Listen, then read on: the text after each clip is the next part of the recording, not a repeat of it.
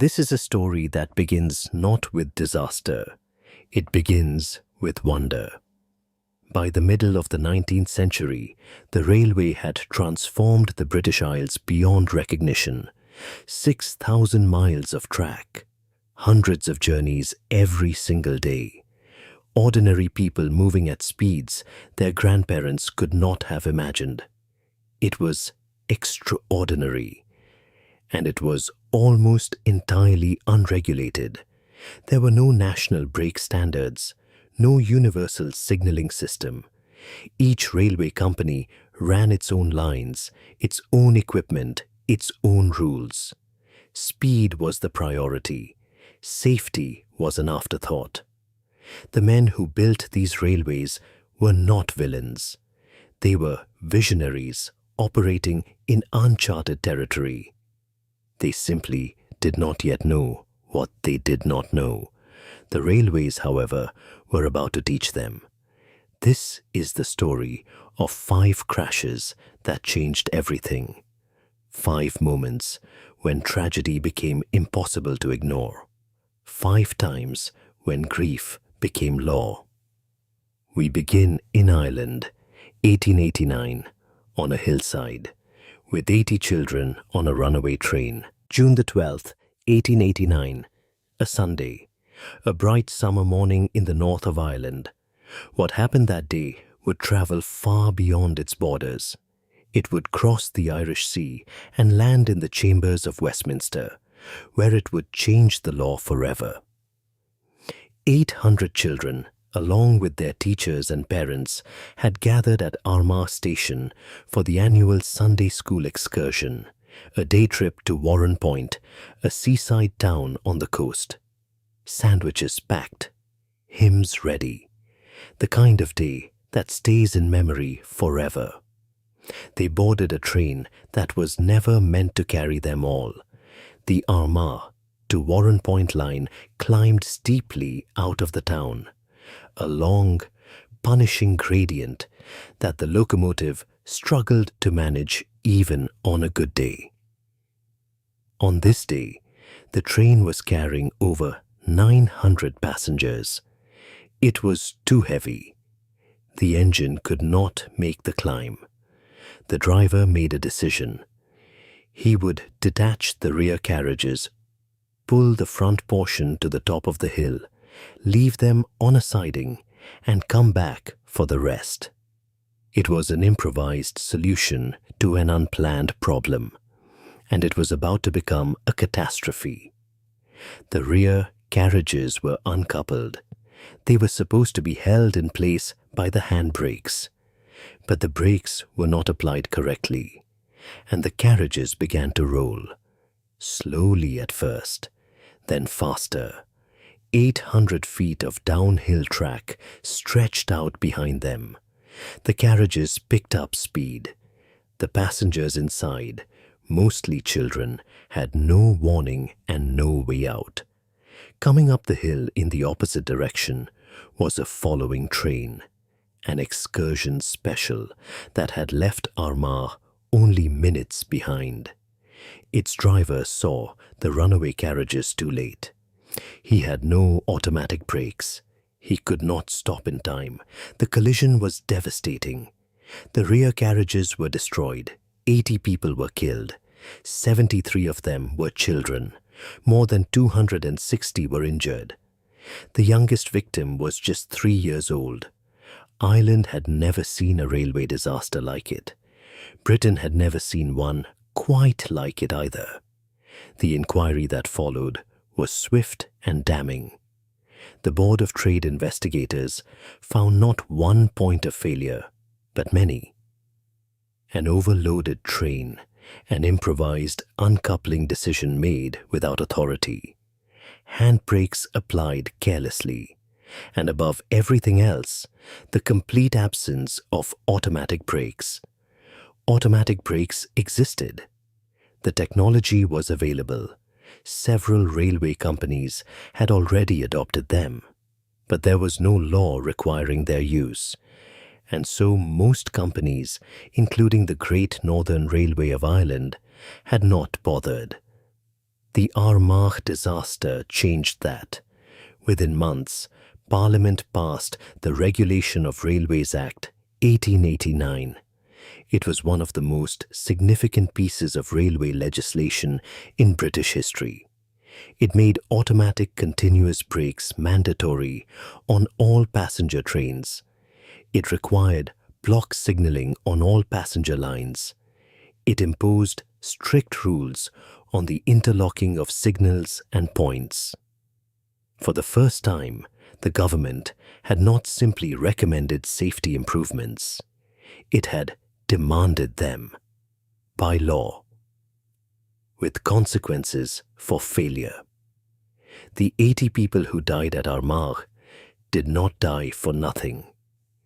Every passenger train that has rolled safely to a stop on a British railway in the 130 years since carries in its braking system the direct consequence of what happened on that hillside.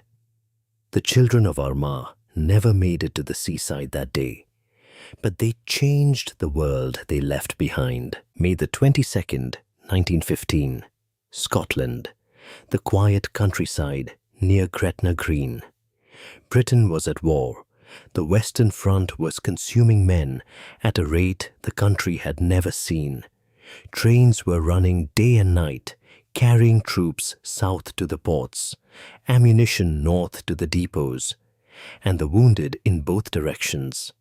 The railway network was under enormous strain. At Quintinshill signal box, 2 signalmen were about to make a series of errors that would produce the deadliest railway disaster in British history. James Tinsley and George Meakin had an arrangement. Meakin would work the early shift. Tinsley would arrive late, after the morning local train, and Meakin would cover for him by delaying the entry in the signal register. It was an illegal arrangement. It was also routine. On this particular morning, the arrangement proved fatal. Tinsley arrived at the box and immediately became distracted. He began copying entries from a slip of paper into the register, catching up on the time he had missed. While he did this, he forgot something important. He had arrived at Quintinshill on the local train. That train had been shunted onto the main line to clear the loop. It was sitting right outside the signal box, and Tinsley had forgotten it was there. He accepted a troop train onto the line. The troop train was carrying the 7th Royal Scots, 520 soldiers, packed into old wooden carriages, heading south to Liverpool and then on to Gallipoli. They were singing as they travelled. Some were sleeping.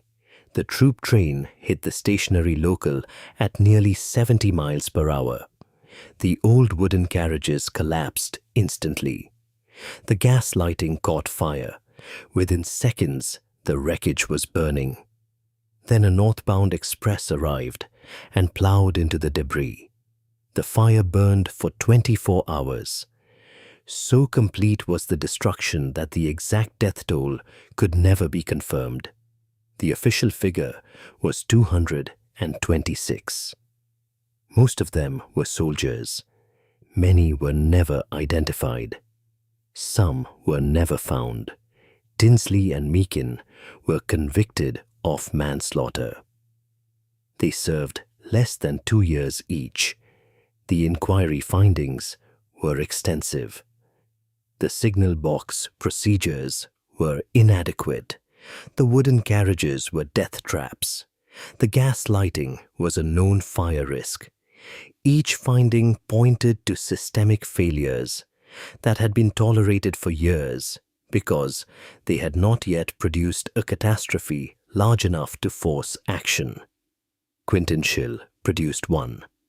The disaster accelerated the adoption of track circuit block working, a system that prevents a signalman from clearing a line that is already occupied. It reinforced the push toward all-steel passenger carriages. It changed the standards for how signal registers were maintained. and how signalmen were supervised. 226 people died at Quintinshill. Most of them were young men who had already volunteered to give their lives for their country. They did not expect to lose them in a Scottish field before they ever reached the front. But the world they left behind was safer for the loss. October the 8th, 1952. A Wednesday morning. Rush hour on one of the busiest commuter lines in Britain. The platform at Harrow and Wealdstone station was crowded. Commuters packed shoulder to shoulder, waiting for their connections. A local train sat at the platform, doors open, passengers boarding. The morning was ordinary in every way. Then the express arrived. The train to Euston Express was running late. Its driver, for reasons that were never fully established, passed through 2 caution signals and 1 danger signal without reducing speed. The express struck the rear of the stationary local at high speed. The impact threw the rear coaches of the local train upward. They struck the bridge, carrying the electric line overhead. The bridge collapsed. 2 coaches of an electric train fell onto the wreckage below. 112 people were killed. 340 were injured. It was the worst peacetime railway disaster in Britain since Quintinshill. The inquiry focused heavily on the signals. Why had the driver not responded? There was no definitive answer. He died in the crash. What the inquiry could establish was that the existing warning systems were insufficient. A driver could ignore or miss a caution signal with no automatic consequence. Harrow accelerated development of the automatic warning system, a device that sounds an alarm in the cab when a caution signal is passed and applies the brakes automatically if the driver does not acknowledge it. The system had been under discussion for years. After Harrow, it became a priority. It was introduced progressively across the network in the years that followed. It was not universal. It was not perfect. But it was a direct response to 112 deaths on an October morning. The bridge that fell at Harrow was rebuilt. The station was repaired. The commuters came back. But the warning system that now runs through every driver's cab on the national network carries in its design the memory of what happened when warnings were ignored. December the 12th, 1988. A Monday morning. The busiest railway junction in the world. 3 trains, 1 loose wire, 35 people dead. A signal failure near Clapham Junction caused a crowded commuter train to receive a false clear signal. It ran into the back of a stationary train ahead. A 3rd train, traveling in the opposite direction, struck the derailed carriages. The wreckage lay in a cutting just south of the junction, tangled and burning in the cold December air. The investigation revealed something that made the disaster harder to accept. The signal failure was not a random technical fault. It was caused by a wiring error made during maintenance work 11 days earlier. A wire that should have been removed had been left in place, making contact intermittently. The signal was giving false readings, and nobody had checked. The inquiry found systemic failures in the way maintenance work was organized, supervised, and tested. Workers were operating under excessive hours. The culture of the organization discouraged the kind of careful verification that would have caught the error. Safety checks that should have been mandatory were being skipped because there was not enough time to do them properly. The Hidden Report, named after its author, Anthony Hidden, made 93 recommendations. It called for strict limits on working hours for safety-critical staff. It demanded independent safety audits. It required that all maintenance work be tested before being signed off. It pushed for the introduction of automatic train protection across the entire network. That last recommendation would take another decade and another disaster to finally implement. 35 people died at Clapham because a wire was left in the wrong place by a tired worker in an organization that had not given him enough time or support to do his job safely. It was a small error with a devastating consequence, and it produced one of the most thorough safety overhauls in British railway history. October the 5th, 1999, a bright autumn morning west of London. Two trains left their respective stations within minutes of each other, travelling toward each other on lines that would bring them together just outside Paddington Station. A Thames Trains driver, 23 years old, and only 2 weeks into unsupervised service, passed a red signal, Signal 109, a signal that had been passed at danger 8 times in the previous 6 years, a signal that drivers had repeatedly reported as difficult to see, a signal that the inquiry would describe as a known and unresolved hazard. The two trains met at a combined speed of over 130 miles per hour. 31 people were killed, over 400 were injured. The leading car of the Thames train was destroyed by fire. The crash was so severe that the investigation had difficulty establishing the precise sequence of events. The inquiry, led by Lord Cullen, produced a report that was both thorough and furious. It found that Thames trains had inadequate driver training systems.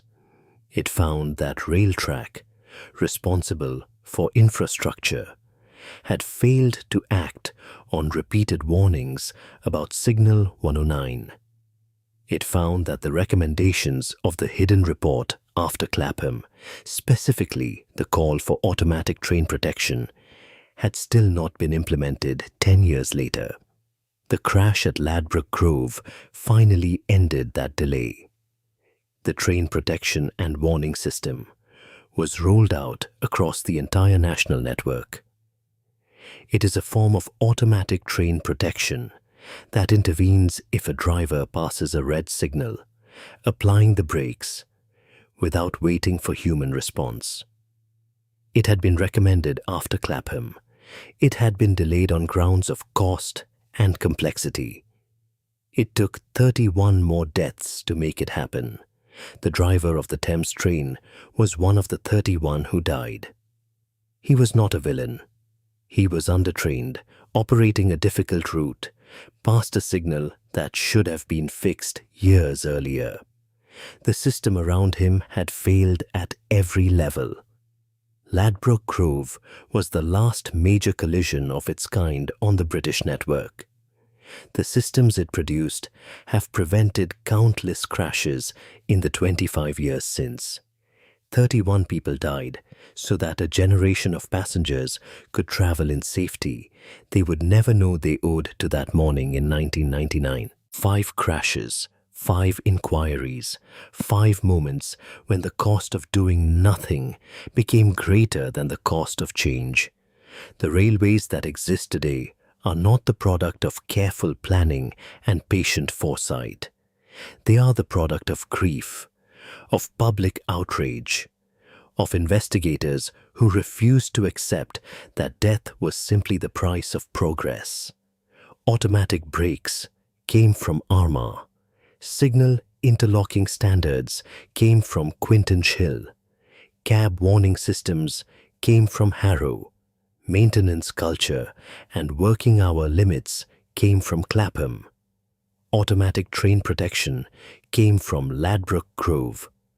Every one of these systems runs invisibly on every passenger train in Britain today. Passengers do not think about them. They do not need to. That is the point. Modern rail travel is statistically one of the safest forms of transport ever devised. A person is more likely to be injured driving to the station than they are traveling on the train itself. That safety was not given. It was earned. One disaster at a time. The children of Armagh never made it to the seaside. The soldiers of Quintinshill never made it to Gallipoli. The commuters of Harrow and Clapham never made it home. The passengers of Ladbroke Grove never made it into Paddington. But every person who boards a train today and arrives safely at their destination is, in some small and unspoken way, the beneficiary of what those people lost. That is the quiet history of the 5 train crashes that saved millions. Sleep well.